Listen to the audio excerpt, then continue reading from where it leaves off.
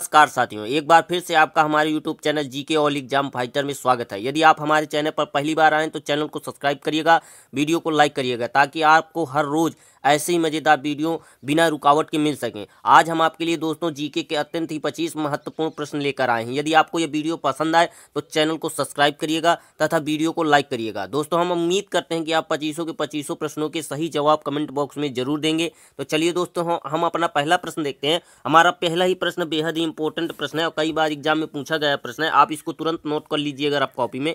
हो सकता है आपके अगले एग्जाम में यह प्रश्न देखने को मिले कि नवाबों का शहर के नाम से प्रसिद्ध है। बताइए यदि आपको इसका आंसर मालूम है कि कौन सा नवाबों का शहर के नाम से प्रसिद्ध है। कानपुर, प्रयागराज, लखनऊ या गौतम बुद्ध नगर। बताइए। जी हाँ दोस्तों, तीसरा is the right answer, Lucknow. नवाबों के शहर के नाम से कौन सा प्रसिद्ध है? लखनऊ। चलिए दोस्तों, अगला प्रश्न देखते हैं। हमारा अगला और दूसरे नंबर का प्रश्न है, बेहद ही इंपॉर्टेंट प्रश्न है। आप इसको तुरंत रफ कॉपी में नोट कर लीजिए। 100% आपके अगले एग्जाम में ये देखने को मिलेगा प्रश्न कि नथुला दर्रा किस राज्य में स्थित है। बताइए यदि आपको इसका आंसर मालूम है कमेंट बॉक्स में फटाक से।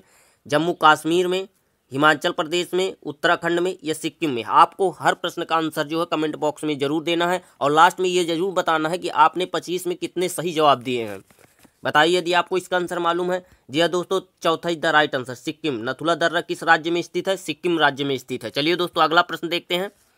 हमारा अगला और तीसरे नंबर का प्रश्न है कि 3 ओर से बांग्लादेश से घिरा हुआ राज्य कौन सा है। बताइए यदि आपको इसका आंसर मालूम है। बेहद ही इंपॉर्टेंट प्रश्न है यह यूपी-टीटी। जी हाँ दोस्तों, यूपी-टीटी में पूछा गया प्रश्न है। हो सकता है आपके अगले एग्जाम में यह प्रश्न पूछा जाए कि 3 ओर से बांग्लादेश से घिरा हुआ राज्य कौन सा है। बताइए यदि आपको इसका आंसर मालूम है। हरियाणा, पंजाब, गुजरात या त्रिपुरा। जी हाँ दोस्तों, चौथा is the right answer, Tripura हमारा बांग्लादेश से तीनों ओर से घिरा हुआ राज्य है। चलिए दोस्तों, अगला प्रश्न देखते हैं। हमारा अगला और चौथे नंबर का प्रश्न है, कर्नाटक राज्य की राजधानी है। बताइए यदि आपको इसका आंसर मालूम है। बेहद ही इंपॉर्टेंट प्रश्न है। कर्नाटक राज्य की राजधानी है कोलकाता, बेंगलुरु, लखनऊ या पटना। बताइए। जी हाँ दोस्तों, चौथा is the right answer, Bengaluru. Karnataka राज्य की राजधानी कौन है? बेंगलुरु है। चलिए दोस्तों, अगला प्रश्न देखते हैं। अगला और 5वें नंबर का प्रश्न बेहद ही इंपॉर्टेंट है। मैं आपको पहले ही बता दे रहा हूं कि आप इसको तुरंत बिना देर किए रफ कॉपी में तुरंत नोट कर लीजिए। आपके 100% आपके अगले एग्जाम में ये प्रश्न देखने को मिलने वाला है कि मैक मोहन रेखा। जी हाँ दोस्तों, मैक मोहन रेखा किन 2 देशों के बीच की रेखा है। बताइए यदि आपको इसका आंसर मालूम है कि मैक मोहन रेखा किन 2 देशों के बीच की रेखा है। 2 देशों के बीच की रेखा है मैक मोहन रेखा। तो किन 2 देशों के बीच की रेखा है? भारत और अफगानिस्तान की, भारत और चीन, भारत और पाकिस्तान, भारत और बांग्लादेश। बताइए। जी हाँ दोस्तों, दूसरा is the right answer, McMahon रेखा भारत और चीन के बीच की रेखा है। चलिए दोस्तों, अगला प्रश्न देखते हैं। यदि आपको ये वीडियो पसंद आया हो तो चैनल को सब्सक्राइब जरूर कर लीजिएगा ताकि हर रोज आपको ऐसे ही वीडियो मिलते रहें। हमारा अगला और 6वें नंबर का प्रश्न है कि जैन धर्म के 23वें तीर्थंकर कौन थे। बेहद ही इंपॉर्टेंट प्रश्न है। 100% आपके अगले एग्जाम में यह प्रश्न पूछने जाने वाला है कि जैन धर्म के 23वें तीर्थंकर कौन थे। ऋषभदेव, पार्श्वनाथ, अजीतनाथ या महावीर स्वामी। बताइए यदि आपको इसका आंसर मालूम है। जी हाँ दोस्तों, दूसरा इज द राइट आंसर, 23वें तीर्थंकर। जैन धर्म के 23वें तीर्थंकर कौन थे? पार्श्वनाथ थे। इनका प्रतीक चिन्ह सांप था। जी हाँ दोस्तों, इनका प्रतीक चिन्ह क्या था? सांप था। चलिए दोस्तों, अगला प्रश्न देखते हैं। अगला और 7वें नंबर का प्रश्न है। जी हाँ दोस्तों, हर एग्जाम में चाहे कोई सा भी एग्जाम हो, हर एग्जाम में 1 या 2 क्वेश्चन आपके लेखकों के नाम से पूछा जाता है। हो सकता है आपके अगले एग्जाम में यही प्रश्न देखने को मिल जाए। बेहद ही इंपॉर्टेंट है, तुरंत आप इसको रफ कॉपी में नोट कर लीजिए कि प्रसिद्ध पुस्तक अर्थशास्त्र के लेखक कौन है। एक प्रसिद्ध पुस्तक है अर्थशास्त्र, आपको उसके लेखक का नाम बताना है। बताइए कि प्रसिद्ध पुस्तक अर्थशास्त्र के लेखक कौन है? चंद्रगुप्त मौर्य, घनानंद, चाणक्य या जयसिंह। बताइए यदि आपको इसका आंसर मालूम है।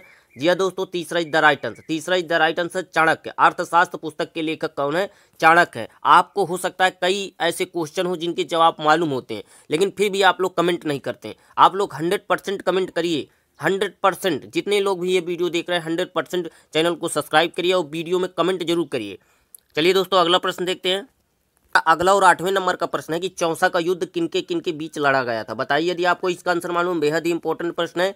चौसा का युद्ध किनके किनके बीच लड़ा गया था? शेर शाह और बाबर के बीच, शेर शाह और हुमायूं के बीच, शेर शाह और अकबर के बीच या शेर शाह और जहांगीर के बीच। बताइए यदि आपको इसका आंसर मालूम है। जी हाँ दोस्तों, दूसरा is the right answer, Chausa का युद्ध शेर शाह और हुमायूं के बीच लड़ा गया था। चलिए दोस्तों, अगला प्रश्न देखते हैं। अगला और 9वें नंबर का प्रश्न है कि बाबर की मातृभाषा थी। जी हाँ दोस्तों, मातृभाषा तो आप जानते हो कि जहां आप पैदा हुए हैं वहां की भाषा। जैसे गांव में पैदा हुई हैं तो गांव की भाषा, शहर में पैदा हुई हैं तो शहर की भाषा दूसरी होती है, गांव की भाषा दूसरी होती है। तो जहां बाबर पैदा हुआ था उसको हम मातृभाषा बोलते हैं। तो आप बताइए यदि आपको इसका आंसर मालूम है कि बाबर की मातृभाषा कौन सी थी, अरबी, फारसी, उर्दू या तुर्की। जी हाँ दोस्तों, चौथा द राइट आंसर तुर्की। बाबर की मातृभाषा तुर्की थी। चलिए दोस्तों अगला प्रश्न देखते हैं। हमारा अगला और 10वें नंबर का प्रश्न है कि तुलसीदास का जन्म। जी हाँ दोस्तों, बेहद ही इंपॉर्टेंट प्रश्न है, हो सकता है आपके अगले एग्जाम में यह 100% देखने को मिले कि तुलसीदास का जन्म उत्तर प्रदेश के किस जिले में हुई। आपको जिले का नाम बताना है कि तुलसीदास का जन्म किस जिले में हुआ था, हमीरपुर में, चित्रकूट में, झांसी में या बांदा में। तुलसीदास का जन्म उत्तर प्रदेश के किस जिले में हुआ था, बताइए। जी हाँ दोस्तों, चौथा द राइट आंसर बांदा जिले में। तुलसीदास का जन्म उत्तर प्रदेश के किस जिले में हुआ था, बांदा ही जिले में हुआ था, राजापुर नामक ग्राम में। राजापुर नामक ग्राम में तुलसीदास जी का जन्म हुआ था। चलिए दोस्तों अगला प्रश्न देखते हैं। हमारा अगला और 11वें नंबर का प्रश्न बेहद ही इंपॉर्टेंट प्रश्न है, 100% आपके अगले एग्जाम में यह प्रश्न पूछा जाने वाला है। बताइए यदि आपको इसका आंसर मालूम है कि रामकृष्ण मिशन की स्थापना किसने की थी। बेहद ही इंपॉर्टेंट प्रश्न है साथियों, रामकृष्ण मिशन की स्थापना किसने की थी। कई बार यह प्रश्न एग्जाम में पूछा भी जा चुका है। बताइए, देवेंद्र नाथ ठाकुर ने, ज्योतिबा फूले ने, राजा राम मोहन राय ने या स्वामी विवेकानंद ने। बताइए कि रामकृष्ण मिशन की स्थापना किसने की थी। जी हाँ दोस्तों, चौथा the right answer Swami Vivekananda ने। चलिए दोस्तों अगला प्रश्न देखते हैं। अगला और 12वें नंबर का प्रश्न है कि ब्रह्म समाज की स्थापना किसने की थी। जी हाँ दोस्तों, बेहद ही इंपॉर्टेंट प्रश्न है, कई बार ये टीजीटी, जी हाँ दोस्तों, टीजीटी में पूछा गया प्रश्न है, टीजीटी हिस्ट्री में पूछा गया प्रश्न है कि ब्रह्म समाज की स्थापना किसने की थी। 100% आपके अगले एग्जाम में ये प्रश्न देखने को मिलेगा, इसलिए आपको इसको तुरंत रफ कॉपी में नोट कर लीजिए और बताइए यदि आपको इसका आंसर मालूम है कि ब्रह्म समाज की स्थापना किसने की थी। भगत सिंह ने, देवेंद्र नाथ ठाकुर ने, स्वामी विवेकानंद ने या राजा राम मोहन राय ने। जी हाँ दोस्तों, चौथा द राइट आंसर राजा राम मोहन राय ने ब्रह्म समाज की स्थापना की थी।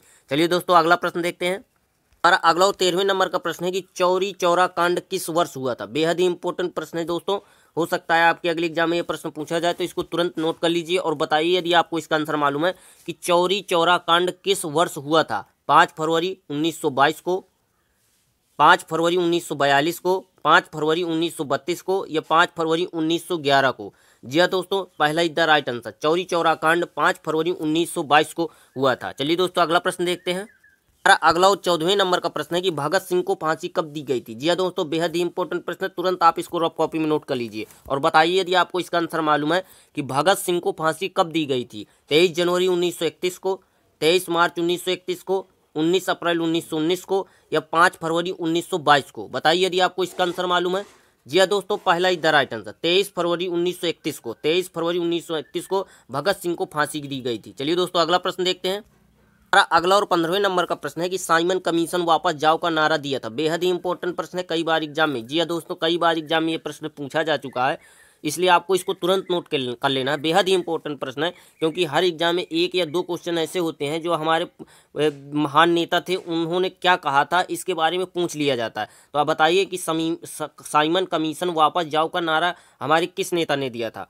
महात्मा गांधी ने, लाला लाजपत राय ने, चंद्रशेखर आजाद ने या बाल गंगाधर तिलक ने। बेहद ही इंपॉर्टेंट प्रश्न, आप इसको तुरंत नोट कर लीजिए और बताइए यदि आपको इसका आंसर मालूम है कि साइमन कमीशन वापस जाओ का नारा दिया था। जी हाँ दोस्तों, दूसरा the right answer Simon commission वापस जाओ का नारा लाला लाजपत राय जी ने दिया था। चलिए दोस्तों अगला प्रश्न देखते हैं।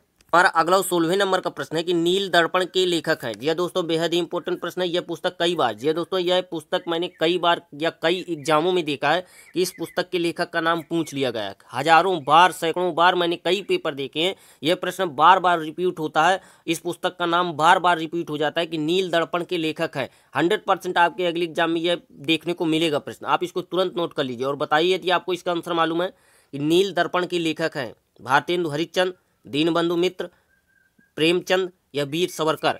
जी दोस्तों, दूसरा द राइट आंसर दीनबंधु मित्रा। आपको 100% कई ऐसे क्वेश्चन होंगे जिनके आपको आंसर मालूम है, लेकिन फिर भी आप लोग कमेंट नहीं करते हैं। आप लोग कमेंट करिए। यदि आपको ये वीडियो पसंद आया तो 100% आप इस चैनल को सब्सक्राइब करिए और वीडियो को लाइक करिए, ताकि मैं हर रोज़ जो वीडियो लेकर आता हूँ आपको हर रोज़ बिना रुकावट के ऐसे ही मज़ेदार वीडियो मिलते रहें। चलिए दोस्तों अगला प्रश्न देखते हैं। गुरुत्वाकर्षण की खोज किसने की थी। हमारे 17वें नंबर का प्रश्न है कि गुरुत्वाकर्षण की खोज किसने की थी। बेहद ही इंपॉर्टेंट प्रश्न है, आपको 100% इस प्रश्न का आंसर मालूम होगा। बताइए कमेंट करके कि गुरुत्वाकर्षण की खोज किसने की थी। न्यूटन ने, पास्कल ने, मैडम क्यूरी ने या सीवी रमन ने। यह दोस्तों पहला द राइट आंसर गुरुत्वाकर्षण की खोज न्यूटन ने की थी। चलिए दोस्तों अगला प्रश्न देखते हैं। हमारा अगला और 18वें नंबर का प्रश्न है कि पृथ्वी की बहन किस ग्रह को कहा जाता है। बेहद ही इंपॉर्टेंट प्रश्न है, कई बार एग्जाम में यह प्रश्न दोहराया गया है। आप इसको तुरंत नोट कर लीजिए और बताइए यदि आपको इसका आंसर मालूम है कि पृथ्वी की बहन किस ग्रह को कहा जाता है। बताइए, मंगल को, बुध को, बृहस्पति को या शुक्र को। जी हाँ दोस्तों, चौथा ही द राइट आंसर, शुक्र को पृथ्वी की बहन कहा जाता है, क्योंकि पृथ्वी की ही तरह 100% न कहकर 80 या 70% के आसपास जो है शुक्र का ही वैसा ही वातावरण है जैसा पृथ्वी का है, इसलिए पृथ्वी को बहन जो है शुक्र को कहा जाता है। चलिए दोस्तों, अगला प्रश्न देखते हैं। हमारा अगला और 19वें नंबर का प्रश्न है कि सूर्य के प्रकाश को पृथ्वी तक पहुंचने में कितना समय लगता है। बेहद इंपॉर्टेंट प्रश्न है, आप इसको तुरंत रफ कॉपी में नोट कर लीजिए। 100% आपके अगले एग्जाम में ये प्रश्न आने वाला है कि सूर्य के प्रकाश को पृथ्वी तक पहुंचने में कितना समय लगता है। बताइए, 8 मिनट 8 सेकंड का, 8 मिनट 16 सेकंड का, 8 घंटे का या 8 वर्ष का। जी दोस्तों, दूसरा इज द राइट आंसर, सूर्य से पृथ्वी तक आने में प्रकाश की किरण को 8 मिनट 16 सेकंड का समय लगता है। चलिए दोस्तों, अगला प्रश्न देखते हैं। अगला और 20वें नंबर का प्रश्न बेहद ही इंपॉर्टेंट है, आप इसको तुरंत बिना देर किए तुरंत आप इस प्रश्न को नोट कर लीजिए। 100% यह प्रश्न आपके अगले एग्जाम में पूछा जाने वाला है कि फोबोस और डिवोस दोनों किस ग्रह के उपग्रह। जी हाँ दोस्तों, किस ग्रह के उपग्रह है फोबोस और डिवोस, बृहस्पति के, शुक्र के, मंगल के या पृथ्वी के। बताइए। जी हाँ दोस्तों, चौथा मंगल ग्रह के ये दोनों उपग्रह हैं। फोबोस और डिवोस मंगल ग्रह के उपग्रह हैं जो मंगल ग्रह के चारों ओर चक्कर लगाते हैं। चलिए दोस्तों, अगला प्रश्न देखते हैं।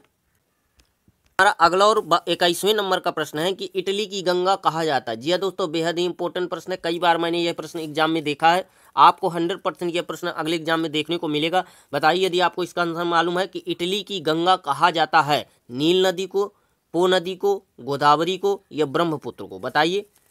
जी हाँ दोस्तों, दूसरा is the right answer, Italy की गंगा पो नदी को कहा जाता है। चलिए दोस्तों, अगला प्रश्न देखते हैं। अगला और 22वें नंबर का प्रश्न है कि झीलों का देश किसे कहते हैं। जी हाँ दोस्तों, जहाँ पर बहुत अधिक संख्या में झीलें ही झीलें हैं, इसलिए उसको झीलों का देश कहा जाता है। बताइए, किस देश को झीलों का देश कहा जाता है। बेहद ही इंपॉर्टेंट प्रश्न है, इसको तुरंत आप नोट कर लीजिए। ऑस्ट्रेलिया को, अमेरिका को, इटली को या फिनलैंड को। बताइए दोस्तों, यदि आपको इसका आंसर मालूम है। जी हाँ दोस्तों, चौथा ही द राइट आंसर, झीलों का देश किसे कहते हैं, फिनलैंड को कहते हैं, क्योंकि उसमें 100% यानी सभी देशों से ज़्यादा वहाँ पर झीलें ही झीलें पाई जाती हैं। चलिए दोस्तों, अगला प्रश्न देखते हैं। हमारा अगला और 23वें नंबर का प्रश्न है कि भारत के किस राज्य को मसाले का बगीचा कहा जाता है। बेहद ही इंपॉर्टेंट प्रश्न है, 100% यह क्वेश्चन आपको अगले एग्जाम में मिलने वाला। आप इसको तुरंत रफ कॉपी में नोट कर लीजिए और बताइए यदि आपको इसका आंसर मालूम है कि भारत के किस राज्य को मसालों का बगीचा। जी हाँ दोस्तों, मसालों का बगीचा कहा जाता है। कर्नाटक को, केरल को, गुजरात को या असम को। जी हाँ दोस्तों, दूसरा is the right answer, Kerala को। भारत का केरल एक ऐसा राज्य है जिसको मसाले का बगीचा कहा जाता है, क्योंकि वहाँ पर 100%, जी हाँ दोस्तों, हमारे देश में जो मसाले आते हैं 90% वहीं पर उगाए जाते हैं। चलिए दोस्तों, अगला प्रश्न देखते हैं। अगला 24वें नंबर का प्रश्न है कि बांग्लादेश की राजधानी है। बेहद ही इंपॉर्टेंट प्रश्न है, कई बार एग्जाम में दोहराया हुआ प्रश्न है। बताइए यदि आपको इसका आंसर मालूम है कि बांग्लादेश की राजधानी है इस्लामाबाद, ढाका, हैदराबाद या बेंगलुरु। बताइए। जी हाँ दोस्तों, दूसरा is the right answer, Dhaka. Bangladesh की राजधानी क्या है, ढाका है। चलिए दोस्तों, अगला प्रश्न देखते हैं। अगला और 25वें नंबर का प्रश्न है, बेहद ही इंपॉर्टेंट प्रश्न है, आप इसको तुरंत रफ कॉपी में नोट कर लेना। 100% आपके अगले एग्जाम में यह प्रश्न देखा जाएगा। यह प्रश्न कई बार पूछा गया है एसएससी में। जी हाँ दोस्तों, यह एसएससी में कई बार, एसएससी एमटीएस में यह प्रश्न कई बार पूछा जा चुका है कि टिहरी बांध परियोजना किस नदी में स्थित है। यदि इसके बाद भी यह प्रश्न आपके अगले एग्जाम में छूट जाए तो फिर आप मानिए कि बहुत कठिन है आपका सिलेक्शन। जी हाँ दोस्तों, इसलिए आपको तुरंत इसको नोट कर लेना है प्रश्नों को, कि अगले एग्जाम में ये प्रश्न छूटने ना पाए। आप 100% इस प्रश्न को करके आएँ कि टिहरी बांध परियोजना किस नदी में स्थित है। बताइए यदि आपको इसका आंसर मालूम है, गंगा नदी में, गोदावरी नदी में, भागीरथी में या ब्रह्मपुत्र। जो पहले हुआ तो हुआ, लेकिन जो प्रश्न अब मैं बता रहा हूँ कम से कम वो प्रश्न आपके अगले एग्जाम में यदि आ जाए तो वो प्रश्न छूटने ना पाए। 100% आप इसको करके आएँ। बताइए कि टिहरी बांध परियोजना किस नदी में स्थित है। जी हाँ दोस्तों, तीसरा is the right answer, Bhagirathi नदी पर। टिहरी बांध परियोजना हमारी भागीरथी नदी पर स्थित है। चलिए दोस्तों, आज का हमारा यह वीडियो यहीं पर समाप्त होता है। यदि आपको यह वीडियो पसंद आया हो तो चैनल को सब्सक्राइब जरूर करिएगा, वीडियो को लाइक करिएगा, ताकि हर रोज़ बिना रुकावट के आपको ऐसे ही मज़ेदार वीडियो मिलते रहें। आपको और हमको आपस में मिलकर मेहनत करनी होगी, आपको भी हमारा सपोर्ट करना होगा, तभी आपका और हमारा दोनों लोगों का फ़ायदा है। नमस्कार साथियों, जीके ऑल एग्जाम फाइटर को जरूर याद रखिएगा।